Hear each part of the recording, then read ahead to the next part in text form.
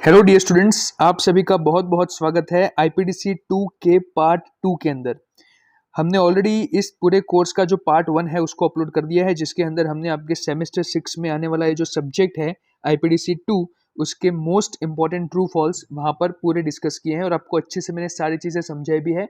तो अगर अभी तक आपने वो वीडियो नहीं देखा है तो फटाफट से जाके उसे देख लो। मैं आपको गारंटी देता हूँ कि ये जो 3 वीडियोज़ है, ये बेसिकली पूरा कोर्स 3 वीडियोज़ में डिवाइडेड है। ये अभी आप पार्ट 2 देख रहे हैं, ऐसा ही आप पार्ट 3 भी इसका आपको मिल जाएगा। तो आप ये जब तीनों वीडियोस देख के आपके एग्जाम देने जाएंगे तो आपके 95% क्वेश्चंस आपको यहीं से दिखने वाले हैं।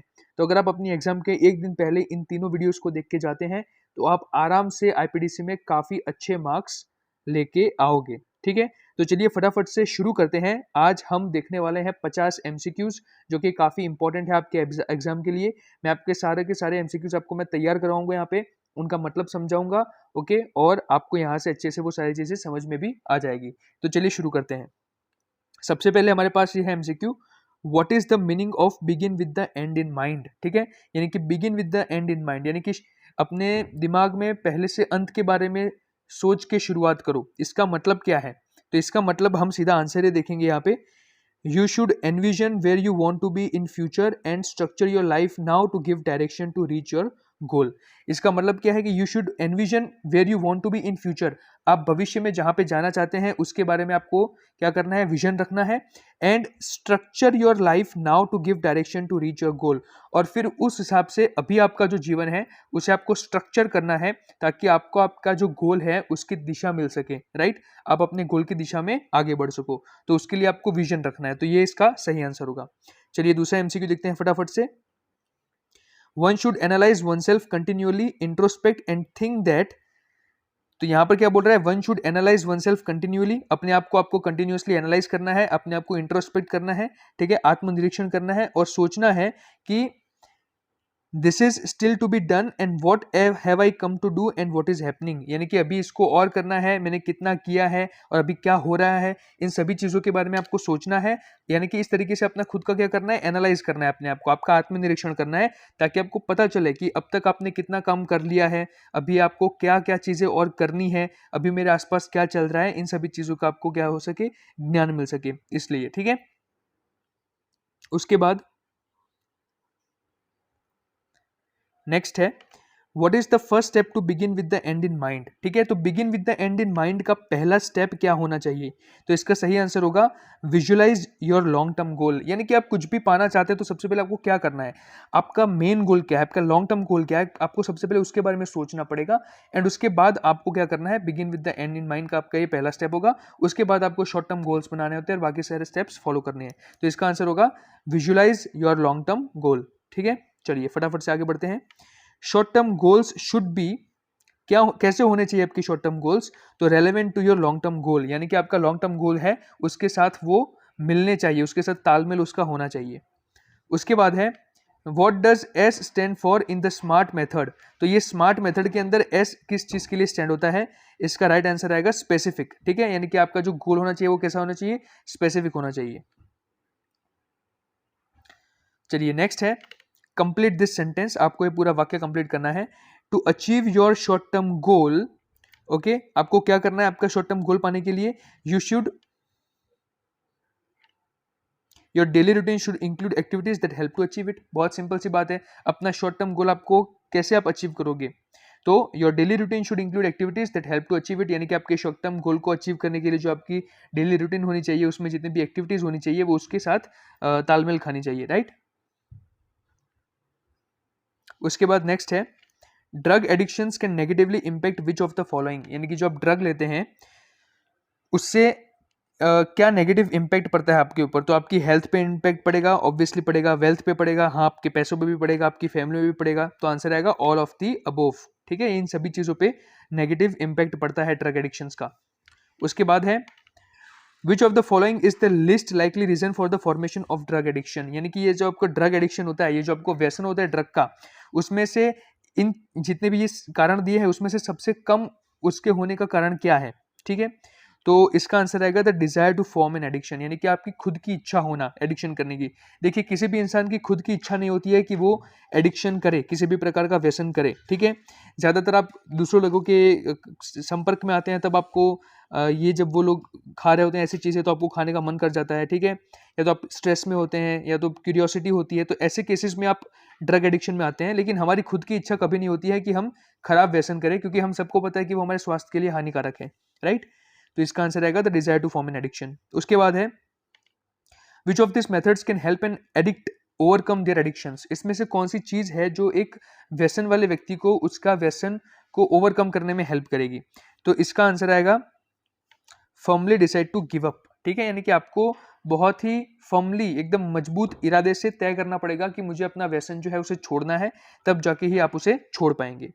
उसके बाद है According to the statistics presented in the IPDC workbook, how many adult smokers begin before the age of 18? यानी कि IPDC वर्कबुक में जो स्टेटिस्टिक्स दिए हैं उस हिसाब से कितने आज के जो अडल्ट स्मोकर्स हैं, यानी कि जो बड़ी एज के जो स्मोकिंग करते हैं लोग, मतलब यानी कि सुट्टा फूकते हैं, तो उनमें से कितने लोग ऐसे थे जिन्होंने 18 साल की उम्र से पहले ही फूंकना शुरू कर दिया था। तो इसका राइट आंसर आएगा 9 आउट ऑफ 10, ठीक है।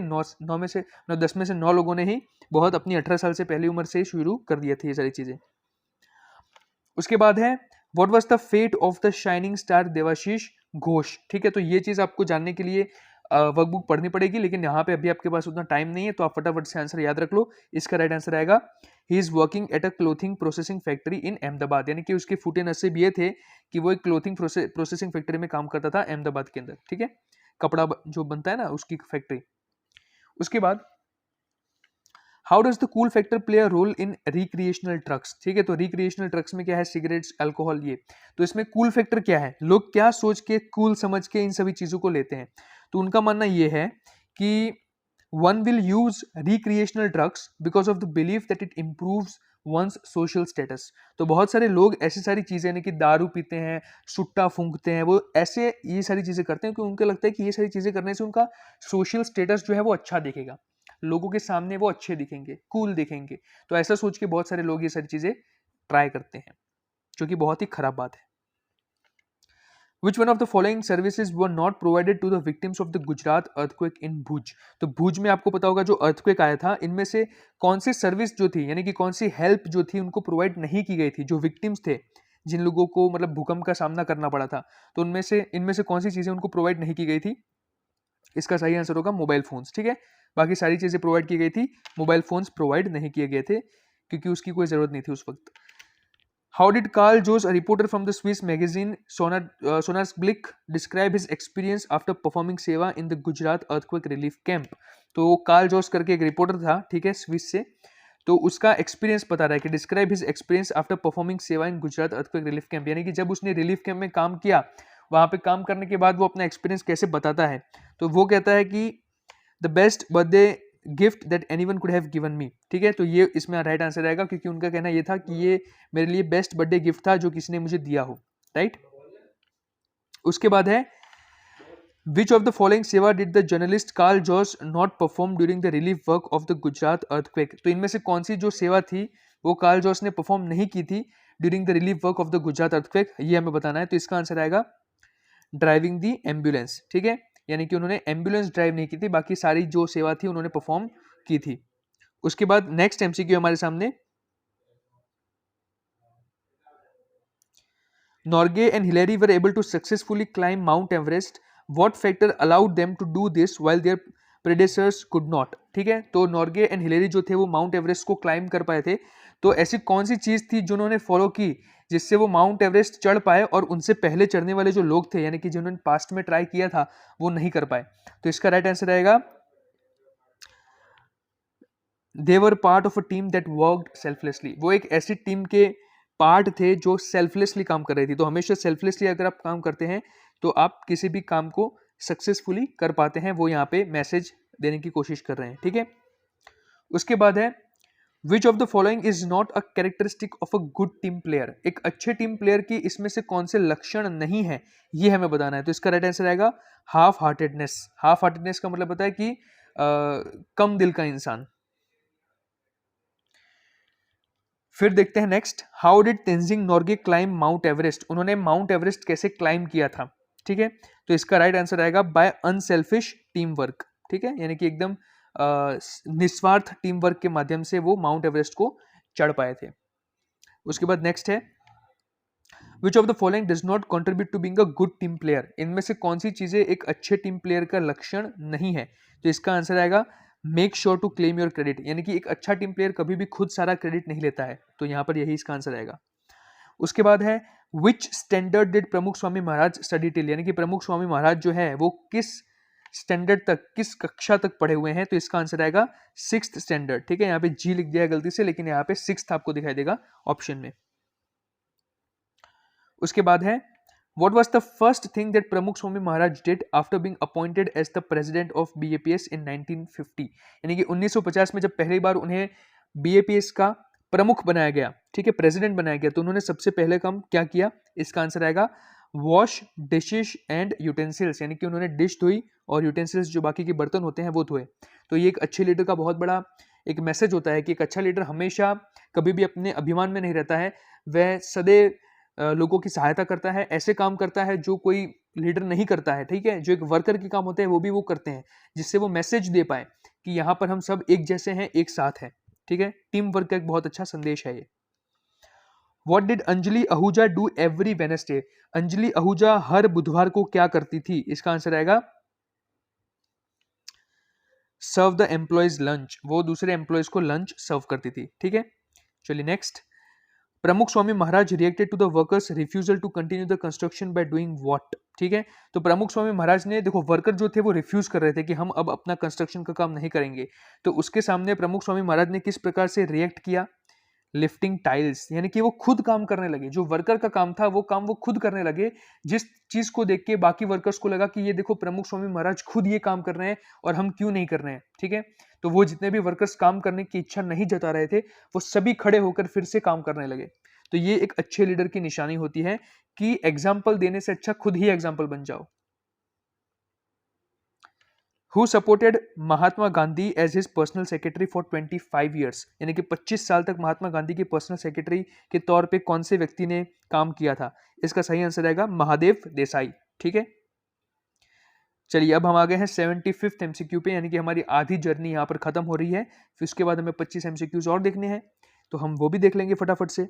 As per the IPDC workbook, what is not one of the ways to bring a positive change in your perception?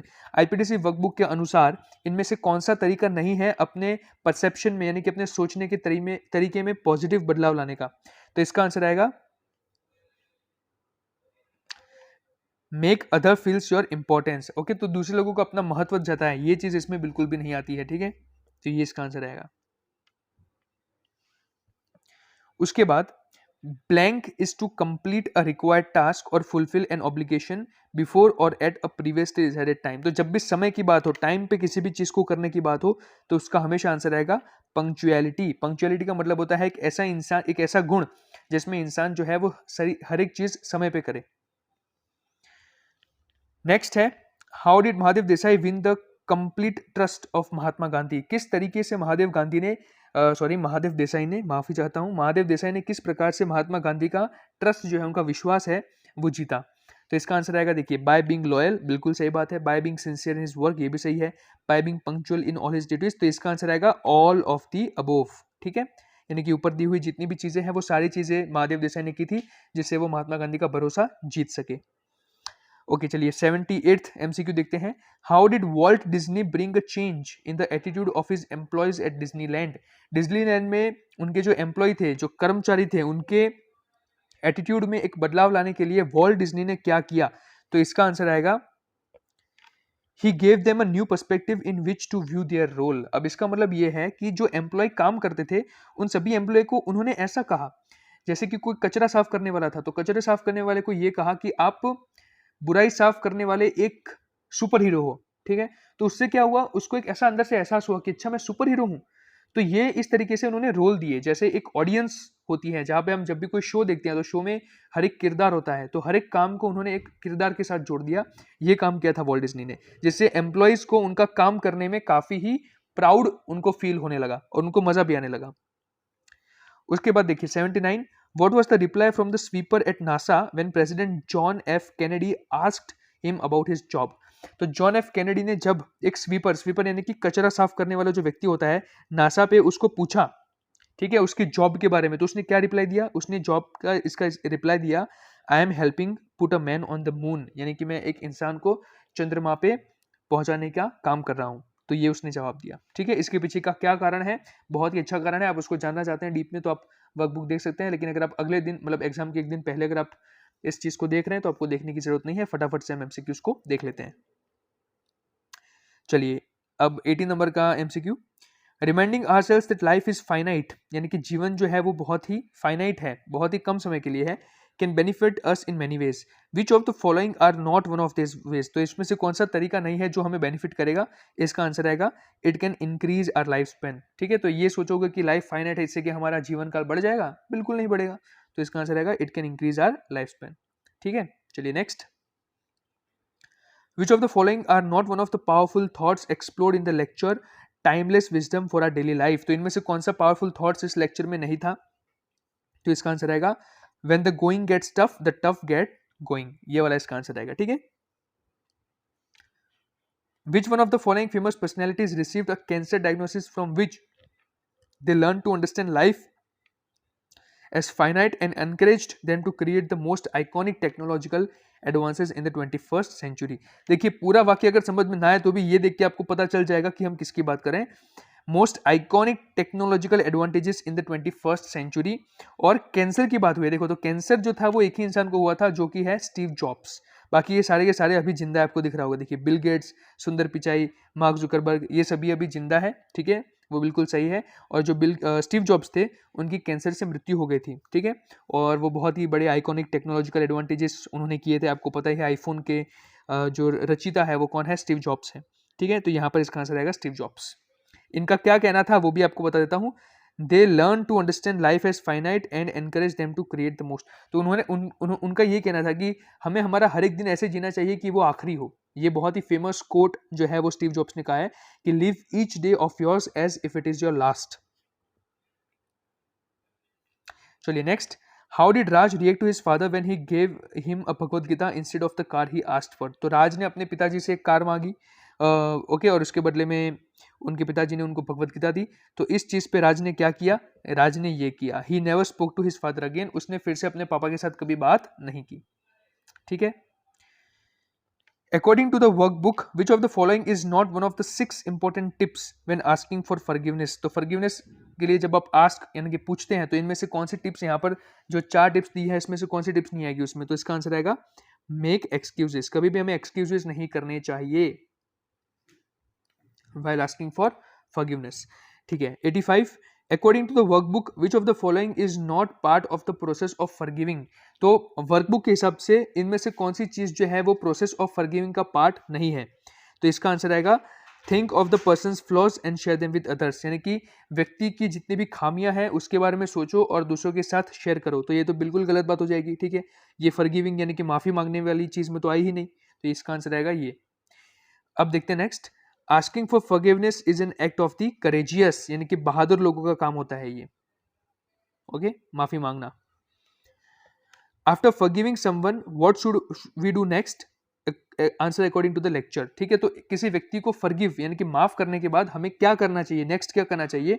तो इसका सही आंसर होगा forget their mistake and move on, यानी कि उनकी गलती के बारे में भूल जाइए और मूव ऑन कर दीजिए। ठीक है, एक बार आपने उनको माफ कर दिया देन बात खत्म, अब उसको बार बार आपको याद करने की जरूरत नहीं है। Which of the below is not an effective method for relieving stress, यानी कि हमारा जो स्ट्रेस होता है, जो हमें थकान होती है, इसको रिमूव करने के लिए, ठीक है, रिलीव इससे होने के लिए इसमें से कौन सी मेथड इफेक्टिव नहीं है? तो इसका आंसर आएगा स्मोकिंग सिगरेट्स, तो वो तो बिल्कुल भी नहीं, आपको पता है। चलिए 89th MCQ, performing exercise best fits into which one of the below categories, तो एक्सरसाइज करना इनमें से किस कैटेगरी में आता है? ठीक है, तो इसका आंसर आएगा इंपॉर्टेंट बट नॉट अर्जेंट। देखिए हमको पता है कि एक्सरसाइज करना इंपॉर्टेंट है लेकिन अर्जेंट नहीं है। ऐसा नहीं है कि भाई एक्सरसाइज अगर नहीं की तो अनर्थ हो जाएगा। ठीक है, इंपॉर्टेंट है पर ये हमें पता होना चाहिए, तो हमें ऑब्वियसली इसको प्रायोरिटी में रखना चाहिए। उसके बाद mindless web browsing best fits into which one of the following categories. ठीक है, माइंडलेस वेब ब्राउजिंग का मतलब है कि पूरे दिन इंस्टाग्राम पे रील देखते रहना, ठीक है, पूरे दिन मोबाइल यूज करते रहना, ये चीज किस कैटेगरी में आती है? तो इसका आंसर आएगा not important and not urgent, यानी कि ये चीज इंपॉर्टेंट भी नहीं है और अर्जेंट भी नहीं है, लेकिन फिर भी लोग सबसे ज्यादा यही करते हैं, राइट? तभी तो हमें अगले दिन पढ़ना पड़ रहा है एग्जाम के एक दिन पहले, right? Which one of the following statements is false? इसमें से कौन सी स्टेटमेंट फॉल्स है? तो यहाँ पर आपको सही आंसर मिलेगा physical exercise can change the colour of the brain. भाई देखो, फिजिकल एक्सरसाइज कहाँ से आपने ये सुन लिया कि कलर चेंज कर देगा ब्रेन का? तो ये जो है फॉल्स स्टेटमेंट होगी। उसके बाद नेक्स्ट है, according to the Harvard school of public health, how much of a portion plate should be filled with fruits and vegetables? यानी कि आप जब खाना खाने बैठते हैं तो उसमें से आपकी प्लेट का कितना हिस्सा फ्रूट्स एंड वेजिटेबल से भरा होना चाहिए? तो इसका सही आंसर होगा 50%। 50% जितना हिस्सा जो है वो फ्रूट्स एंड वेजिटेबल से भरा होना चाहिए आपके खाने की प्लेट में, जो कि मोस्ट ऑफ जो स्टूडेंट्स होते हैं कॉलेज के वो कभी भी इस चीज को फॉलो नहीं करते। उनका 100% एरिया जितना भी है वो पिज्जा बर्गर से ही भरा होता है, right? According to the Harvard school of public health, how much of a portion plate should be filled with healthy proteins? और प्रोटीन्स से कितना पोर्शन भरा होना चाहिए आपकी प्लेट का? तो इसका सही आंसर होगा 25%, यानी कि आपको 25% प्रोटीन रखना है। चलिए 94, अब हम बहुत जल्दी सारे एमसीक्यूज खत्म करने वाले हैं, बस 6 एमसीक्यूज बचे हैं, फटाफट से देख लेते हैं। विच of the following does not directly benefit from financial planning? इसमें से कौन सी चीज जो है वो फाइनेंशियल प्लानिंग में से बेनिफिट आपको नहीं देती है? इसका आंसर होगा एग्जाम टेक्निक। देखिए, एग्जाम टेक्निक और फाइनेंशियल प्लानिंग का कोई भी तालमेल नहीं है, तो यहाँ पर एग्जाम टेक्निक हम टिक करेंगे। उसके बाद, purchasing a smartphone is most likely to be which type of financial goal? यानी कि स्मार्टफोन जो आप लेते हैं वो किस प्रकार का फाइनेंशियल गोल में आता है? तो इसका आंसर आएगा शॉर्ट टर्म, ठीक है, क्योंकि मौत शौक की जितनी भी चीज होती है वो शॉर्ट टर्म में आती है। उसके बाद, विच of the following is a fixed voluntary cost? Fixed voluntary cost का मतलब है कि आपकी इच्छा का कॉस्ट, जहां पर आप अपनी इच्छा से पैसे खर्च करें। जैसे रेंट है तो रेंट तो आपको देना ही पड़ेगा क्योंकि आप घर में रह रहे हैं, ठीक है। मेडिसिन जो है, दवाई का खर्चा भी फिक्स होता है कि आपको करना ही पड़ेगा, फूड का भी करना पड़ेगा। लेकिन वॉलंटरी का मतलब क्या है कि आपकी इच्छा से आप कर रहे हैं, ठीक है। अगर नहीं करते हैं तो भी चलता है, लेकिन करोगे तो अच्छा रहेगा, तो उसमें आएगा जिम मेंबरशिप, ठीक है। तो यहाँ पे आपका आंसर होगा जिम मेंबरशिप।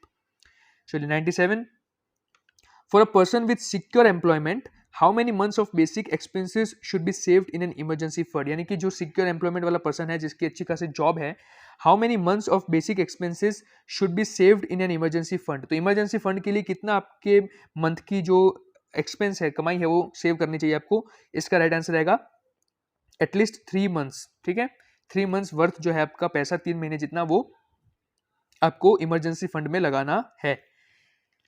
उसके बाद देखिए 98, विच of the following is not an important component of financial planning? Financial planning का इनमें से कौन सा इंपॉर्टेंट कंपोनेंट नहीं है? तो इसका आंसर आएगा investing in an Orient fund, ठीक है, इसको याद रख लेना।